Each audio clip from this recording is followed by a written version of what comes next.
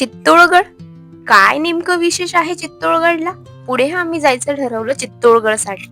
चित्तोडगड जाण्याच्या अगोदर आम्ही गेलो मंडपी या गावात, जिथे की सावरिया सेठजींचं असं भव्य दिव्य सुंदर रेखीव असं मंदिर आहे. सावरिया सेठ म्हणजेच श्रीकृष्ण. आणि श्रीकृष्णाचं दर्शन घेऊन झाल्यावर मंदिराच्या मैदानात खूप श्रद्धाळू आपलं स्वप्नांचं घर बांधत होते. मंडपियाहून मग आम्ही सावरिया सेठचं दर्शन घेऊन निघालो चित्तोडगडासाठी.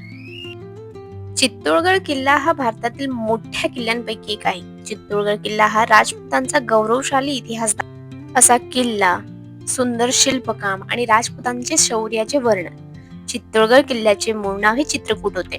चित्तोडगड गेल्यावर महाराणा कुंभाने बांधलेल्या 7 दरवाजे, कीर्तिस्तंभ, विजयस्तंभ, गोमुख जलाशय आणि राणी पद्मिनीचा राजवाडा पाहायला विसरू नका.